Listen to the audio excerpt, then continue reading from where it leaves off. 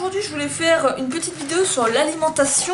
Je voulais rebondir sur la vidéo que j'avais faite sur les opinions que j'avais de la vision de Wade, de Coach Wade, l'auteur de l'entraînement des détenus, sur l'alimentation. Tu sais que dans le volume 2, il en parle en détail, plus en détail, sur comment manger et tout, sur sa vision de se nourrir dans le but de se muscler. Alors lui, il part pas dans des délires de ouf où faut faire un régime vraiment compliqué et tout, tu vois, vraiment à compter ses glucides, à compter ses protéines, il était pas là-dedans.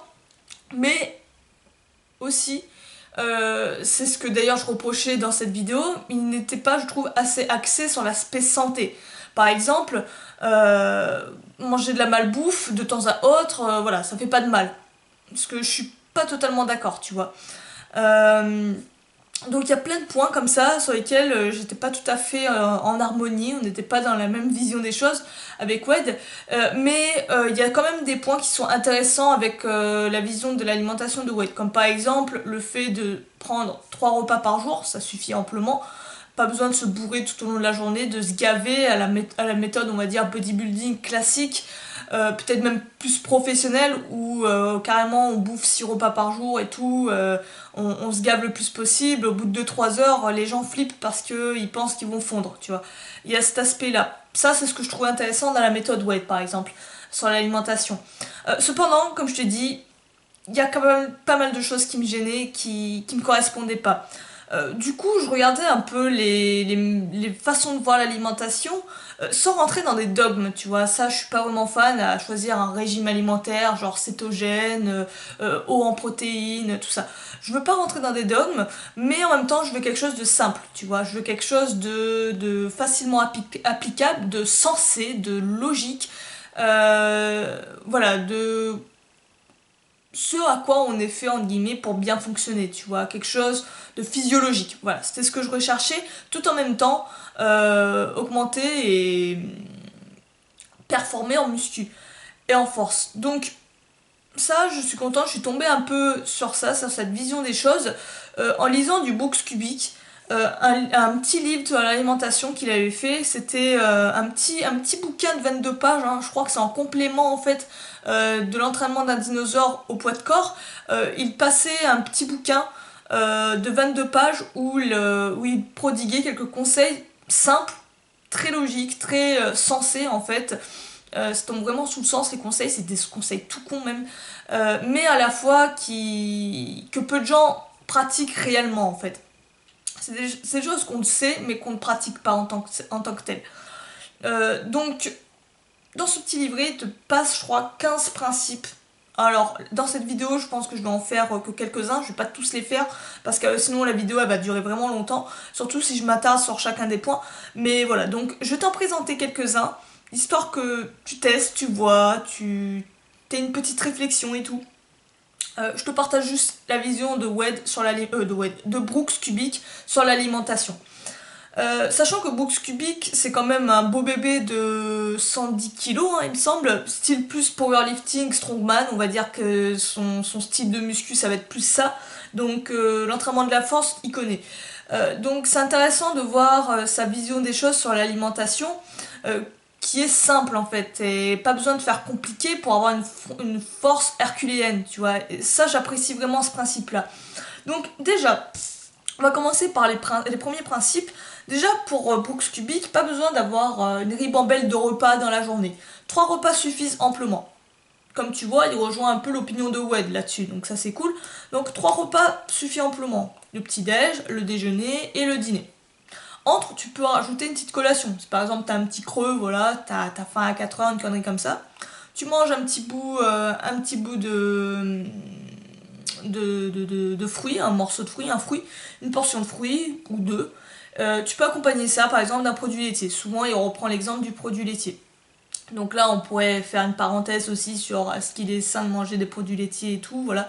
Donc si tu veux pas prendre des produits laitiers, pourquoi pas compléter par une source de protéines. Quelque chose peut-être un lait végétal éventuellement, voilà. Donc parenthèse, sinon on va partir dans des digressions de ouf. Donc voilà, simple, pas compliqué, 3 repas par jour suffit amplement. Un autre principe qu'il défend énormément, c'est vraiment au minimum manger 5 portions de fruits et de légumes frais par jour. 5 à 10 portions. Clairement, pour Brooks Cubic, il faut qu'il y ait des couleurs dans ton assiette. À chaque repas, il faut que tu aies une portion de fruits ou de légumes pour t'apporter le côté antioxydant, le côté vitamine, le côté minéral. Avoir tous les minéraux. Donc ça, ce que j'apprécie énormément, c'est qu'il ne axe pas non plus que son alimentation sur les macros, en sorte, tu vois, tous les glucides, lipides et protéines, surtout quand on est en musculation, on pense qu'à ça, mais il aborde beaucoup l'aspect santé. Pour lui, c'est primordial et tout.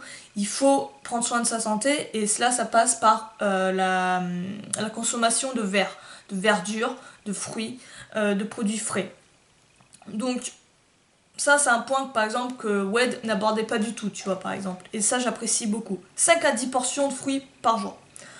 Je vais te montrer après comment y arriver, comment atteindre ça progressivement, parce que de nos jours, on galère à atteindre ces 5 fruits et légumes par jour. Tu sais, t'as ce slogan du gouvernement, là, tu vois, qui fait joli, 5 à 10 fruits, 5 fruits et légumes par jour. Et beaucoup de gens galèrent apparemment à atteindre ce quota-là. Sachant que c'est le minimum, tu vois. Vraiment, l'idéal, ça serait peut-être 10 fruits, tu vois, 10 fruits et légumes par jour. Donc, je vais te parler d'une méthode simple pour y aller progressivement et y arriver progressivement. Ensuite, Brooks considère pas que toutes les calories se valent. Tu vois, il n'est pas dans cet aspect-là. Pour lui, une calorie vide, tirée par exemple du sucre rapide, des produits raffinés, ne vaudra jamais une source de bons glucides, une source saine. Donc, il te conseille d'expulser tout ce qui est sucre rapide. Alors, tout ce que tu vas trouver par exemple dans les produits ultra transformés, glucose, fructose,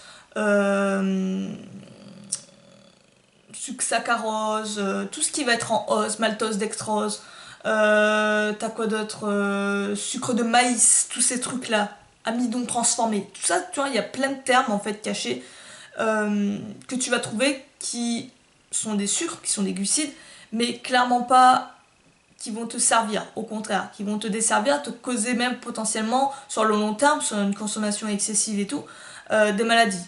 Donc clairement ces glucides-là ne valent pas on va dire des calories pleines où il y a des nutriments, il n'y a pas qu'une seule source de macros, tu vois. Donc ça, il le dégage. En même temps, si tu veux pas faire compliqué, si tu veux ne pas devoir chercher à chaque fois est-ce qu'il y a un bon ou un mauvais glucide, c'est pas compliqué. Souvent, tout ce qui est mauvais sucre va être dans les produits ultra transformés. Tous les produits qui sont transformés par l'homme.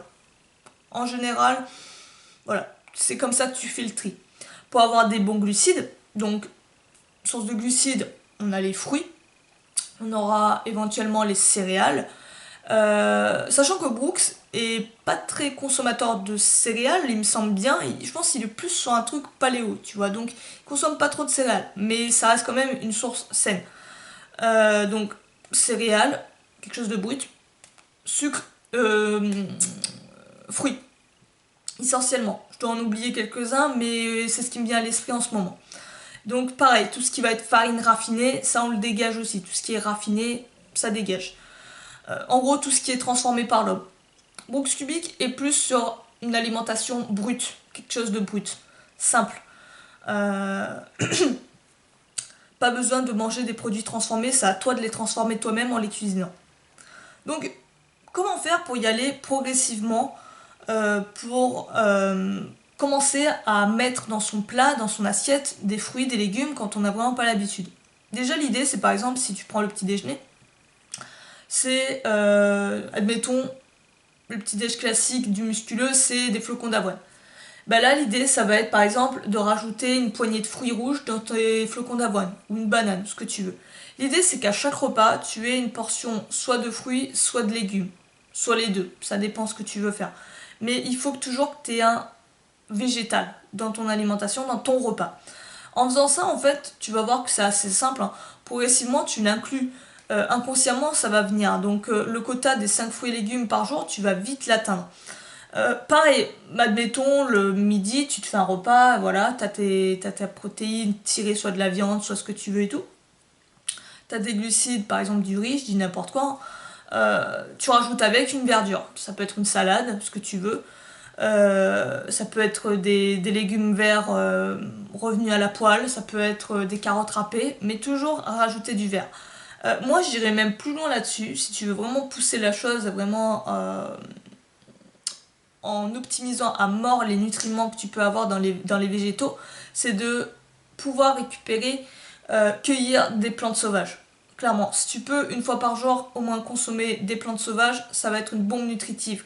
Ça va être beaucoup plus riche que si tu consommes des légumes venus du marché, qui perdent beaucoup en nutriments. Donc ça peut être bien aussi, si tu veux vraiment optimiser. Mais ça va être peut-être dans un second temps. Il y a une petite note qu'il faisait sur la salade iceberg. Donc la salade iceberg, soit j'y penserai, je te mettrai une image, mais c'est l'espèce de salade un peu ronde, comme ça, avec des grandes feuilles. Il considère que c'est pas très nutritive en fait, les salades iceberg, dans le sens elle a pas trop de couleurs. Souvent, les aliments qui ont pas trop de couleurs ont peu de nutriments à l'intérieur. Il n'y a pas eu de chlorophylle par exemple qui a pu se produire à l'intérieur de la plante, et les nutriments sont très pauvres. Donc je pense aux endives, je pense aux asperges blanches, qu'on fait exprès de les couvrir par une bâche pour qu'il n'y ait pas le soleil et qu'elles ne produisent pas cette couleur verte pétante. Preuve de source de nutriments, tu vois, de principe actif et tout. Plus les aliments sont colorés, plus ça peut indiquer, c'est un indicateur que c'est riche en nutriments. Donc allez vers la couleur. En parlant de couleur, on va parler des principes de couleur de Brooks Cubic. Donc, selon Brooks, l'idéal c'est vraiment de choisir des aliments de couleur le plus divers, variés et en avoir tout le temps dans toute son assiette, tu vois. Faut avoir un arc-en-ciel dans ton assiette. Limite, c'est ça. Donc, t'amuser à avoir de plus en plus de couleurs dans ton assiette. Par exemple, pour avoir un truc sympa, ça peut être rajouter du chou rouge, euh, des carottes pour avoir de l'orange. Qu'est-ce que tu pourrais avoir? Des haricots verts, des brocolis. Voilà, quelque chose de puissant, du chou kale, n'importe quoi. Mais il faut que tu aies plein de couleurs dans ton assiette. Ça signifie clairement que ton assiette est riche en nutriments, en vitamines, en antioxydants, ce que tu veux. Pareil, les fruits qui ont des couleurs qui pètent bien, comme la grenade, tu vois, un rouge rubis. Voilà, essaie d'avoir un maximum de couleurs tout au long de ton assiette et de ta journée, j'ai envie de dire presque. Voilà, souvent ça c'est pas mal. Ça, j'ai bien aimé ce côté code couleur, tu vois, ça fait vraiment côté ludique. Faut que ton assiette elle explose de couleurs. Si tu vois qu'il y a que deux couleurs, par exemple le blanc et le rouge de ta côtelette qui est pas très pétant, c'est qu'il manque des nutriments, tu vois, il manque des trucs. Donc essaie de rajouter du vert par exemple, essaie de rajouter de l'orange. Tu vois, pareil, les poireaux aussi. Les poireaux, souvent, c'est blanc. Donc, tu peux te dire que la partie qui est sous terre, c'est la moins nutritive. Et souvent, ce qu'on jette, c'est la partie verte. Et il me semble, je crois que c'est, je veux pas dire de conneries, mais il me semble que c'est en Russie, ils mangent la partie verte du poireau. Euh, En plus, ce qui est bizarre, c'est que cette partie est très rugueuse, très fibreuse, et apparemment, on peut la manger. Même moi, tu vois, je savais pas. Mais apparemment, on peut la manger, et c'est la partie la plus riche en nutriments. Celle qui est exposée au soleil, qui est plus verte. Donc ça, c'est intéressant. Pareil, si t'as un petit creux, je te l'avais dit, manger un ou deux fruits avec une source, soit de fromage, il donne des conseils, soit de yaourt, ce que tu veux. Mais ça, c'est si tu consommes des produits laitiers. Donc ça, c'est un autre débat. Et le soir, ce que tu peux faire, c'est quelque chose avec des verts différents, tu vois, une couleur verte différente. Donc, par exemple, tu peux avoir le chou kale qui va être plutôt vers le vert foncé, le brocoli aussi qui va être vers là, des haricots verts qui vont être un petit peu plus clairs, tu vois. Même avec une même couleur, tu peux avoir des tonnes de nuances. Consommer beaucoup de verdure. En fait, c'est tout simple. Pareil, si tu veux aussi partir sur les plantes sauvages comme je le fais, les orties, là aussi tu vas avoir un vert très foncé. Voilà, il faut que tu aies des couleurs, il faut que ça pète, ton assiette pète, littéralement de couleurs. Ensuite, On va passer maintenant à la partie, ça c'est la partie minéraux, antioxydants, vitamines, micronutriments. La partie qui manquait à la vision de Coach Wade sur l'alimentation, de ma part. Ensuite, on va partir sur le côté protéines. Alors, clairement, il y a une phrase que... Attends, normalement, je te l'ai marqué comme une citation un peu. Mais il faut juste que je la retrouve. Alors, sur la question, combien de protéines on a besoin? Brooks Cubic considère qu'on a besoin plus que la plupart des gens, mais pas autant que ce qu'on voudrait nous faire croire. Donc, cette phrase, elle est intéressante. On est en un juste milieu, dans le sens où, vu qu'on est en, on va dire, en activité physique plus ou moins intense, contrairement à la plupart des gens qui sont maintenant sédentaires, notre consommation de protéines est supérieure à la leur. Mais en même temps, il ne faut pas partir dans des extrêmes comme on peut avoir par exemple dans le monde du fitness et le monde de la compétition avec les pubs qui veulent absolument nous faire consommer un maximum de protéines et donc amasser un maximum de fric pour leur business. Le problème avec cette vision de la surprotéinisation, là j'invente un mot complètement, c'est qu'en fait tu peux pas littéralement te contenter seulement de la nourriture brute. Pour avoir ton totem calorique qu'il considère qu'il faut que tu aies, il faut que tu consommes des compléments, des protéines en poudre, des produits en poudre. En fait, il te montre un faux problème, mais il t'apporte la solution, tu vois. C'est tellement les quantités peuvent être extrêmes que tu peux vraiment pas juste les contenter en bouffant des aliments classiques. Tout simplement parce qu'un aliment classique, c'est pas juste un macronutriment. C'est toute une ribambelle de micros, de macros, de ce que tu veux. Tu as des glucides, tu auras des lipides, tu auras une protéine, tu auras quelques protéines, mais tu n'auras pas à 100% de protéines. Donc ça a tendance à vite te gaver, à vite te bourrer le bide et tu peux pas en consommer des tonnes littéralement, sinon tu vas clairement pas être bien. Donc eux ils t'apportent la solution en te disant tiens voici la protéine en poudre un tel qui t'apporte, voilà, tu prends 30 grammes, tu as 30 grammes de protéines et comme ça tu arrives à ton totem calorique, à ton totem de protéines tu as nécessaire pour construire du muscle, tu vois. Il y a souvent cette vision des choses. Brooks, lui, au contraire, considère que tu n'as pas besoin de manger tant de sacs de protéines. D'ailleurs, il te propose un calcul pour savoir combien de protéines il consomme. Je ne vais pas te le faire là, le calcul, je vais faire une autre vidéo sur ce petit calcul. Dis-le moi d'ailleurs en commentaire si tu veux la vidéo, si ça te plairait. C'est intéressant d'avoir ton retour et de voir si ça t'intéresse. Donc, n'hésite pas à me le dire, tu me le dis en commentaire et tout. Et je vais te montrer ça. Donc le calcul, il est tout con. Par exemple, Brooks, lui, a besoin, il me semble, sur son calcul, entre 100, 110 et 100... Attends, je veux pas dire de conneries. Il me semble que c'est 100 grammes, oui, 100 grammes, ouais, c'est ça. 110 grammes à 130 grammes de protéines. Sachant que Brooks Cubic fait 110 kilos, hein, en moyenne, lorsqu'il avait écrit le livre. Donc 110 kilos, il considère qu'il avait besoin entre 110 et 130 grammes de protéines. Donc comme tu vois, c'est pas énorme. Surtout qu'en général, on te dit au minimum, il te faut deux fois ton poids de corps. 2 grammes... Attends. 2 fois ton poids de corps en grammes. Il me semble un truc comme ça. Donc pour quelqu'un qui fait 110 kg, normalement, il devrait consommer 220 grammes de protéines par jour. Ce qui est le double de ce que consomme Brooks Cubic. Pourtant, il considère que ça lui...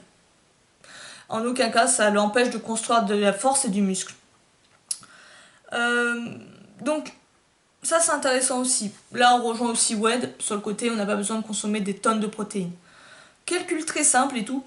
Surtout quand tu vois que dans les extrêmes, tu as des carrément, ça je pense, ça va être plus chez les pros et peut-être aux États-Unis, où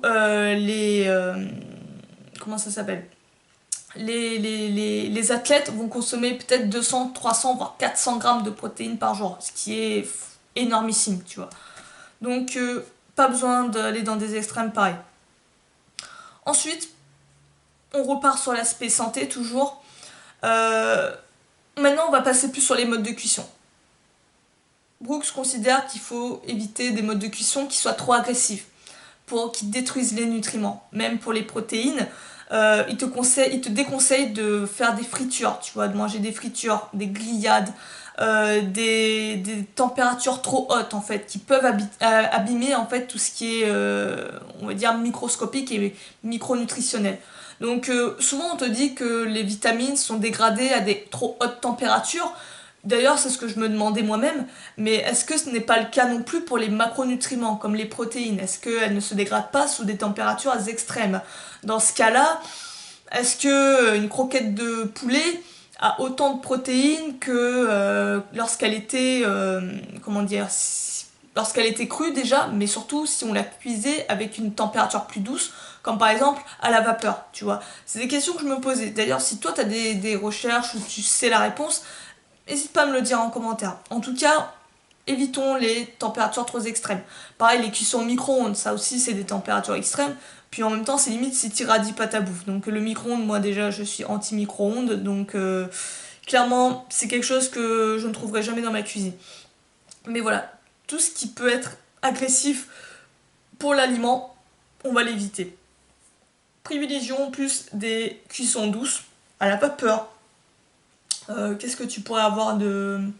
Pourquoi pas sécher, fumer éventuellement, je sais pas. Des cuissons plus douces. Tu peux avoir de la papillote peut-être. Et encore, je me demande si la cuisson au four est pas trop élevée. Mais quoique, ça peut toujours être moins pire que... C'est toujours moins pire que la friture, ça c'est sûr. Pareil, un principe extrêmement important qui est attaché à Brooks, c'est consommer au maximum du bio. Quelque chose qui n'a pas été rempli de pesticides, d'herbicides, de je ne sais quoi comme produits chimiques. Ça, c'est important pour garder toujours l'aspect santé. Ensuite, tu as aussi le conseil d'éviter de consommer trop de poissons à la semaine. Tout simplement parce que maintenant, malheureusement, nos eaux sont polluées. Et donc, en ingérant énormément de poissons, tu as un gros risque d'ingérer aussi tout ce qui va être métaux lourds, qui va être comme le plomb, le mercure, des conneries comme ça, tu vois. Donc, souvent, tu vas le retrouver chez les poissons. Et éventuellement, tu vas le retrouver dans ton assiette. Donc, éviter de consommer trop régulièrement du poisson. La viande, pareil. Elle doit être attrayante à la vue. Privilégier la viande à la coupe, chez le boucher. Si tu consommes de la viande, bien sûr, si tu es végétalien ou vegan, tu vas éviter clairement la consommation d'animaux. Mais je parle pour ceux qui consomment de la viande. Privilégier de la viande qui est chez les bouchers, de la viande bio aussi, de qualité, une viande qui a été nourrie à l'herbe, quelque chose vraiment le plus naturel possible. Pourquoi pas même si tu as un permis de chasse et que tu peux chasser toi-même, récupérer toi-même ta viande, éventuellement. Ça serait vraiment un cas, je pense, c'est une petite portion éventuellement des gens, mais pourquoi pas. Voilà, des choses très simples. Elle doit être rouge sang, tu vois, ta viande. Lorsque tu la récupères, elle doit être attrayante, elle va avoir les mêmes couleurs que tous tes légumes dans ton assiette. Tu vois l'idée? Quelque chose de pétant. Un arc-en-ciel, tout simplement.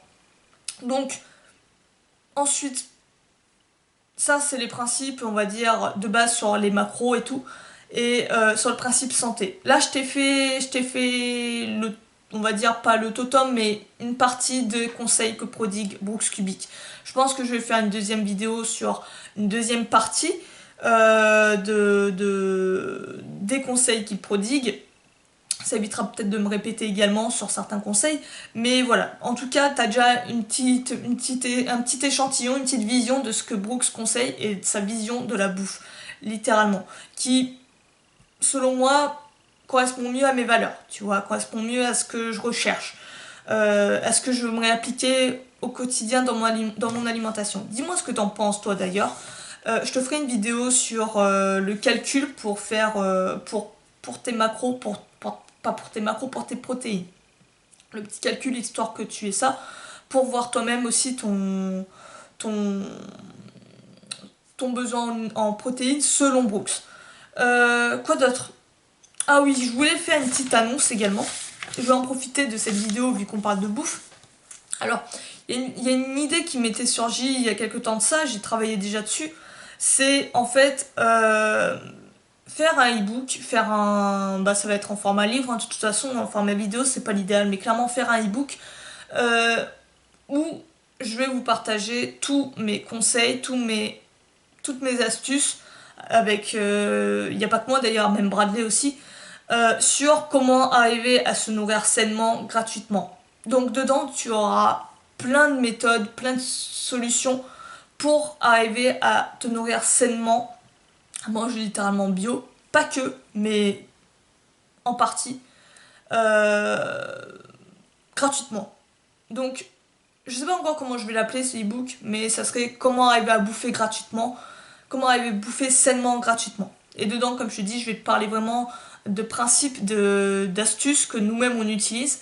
Parce qu'il faut savoir que avec Brad, on n'achète quasiment pas notre bouffe. Voilà, on fait beaucoup de récup, on se démerde vraiment bien là-dessus. Et on glane également avec des plantes et tout. Mais clairement, on se démerde sans passer. Sinon, très très rarement, c'est peut-être pour acheter quelques, on va dire, quelques condiments, mais sinon, majorité du temps, on ne passe pas par le porte-monnaie pour faire nos courses. Donc, dis-moi si ça t'intéresserait. Je te mettrai peut-être un, comment ça s'appelle? Un sondage. Je sais pas si je pourrais le faire. Je te mettrai peut-être un sondage où tu me diras oui, ça m'intéresse ou non, je m'en fous. Mais voilà, quelque chose comme ça, histoire de savoir à peu près le pourcentage de personnes à qui ça pourrait potentiellement plaire et surtout servir. Donc, dis-moi ça en commentaire. Moi, je te vais faire une deuxième partie si ça t'intéresse. Sur ce, je te laisse là-dessus. N'hésite pas, prends soin de toi, essaie d'appliquer ces principes et moi, je te dis à la prochaine. Ciao.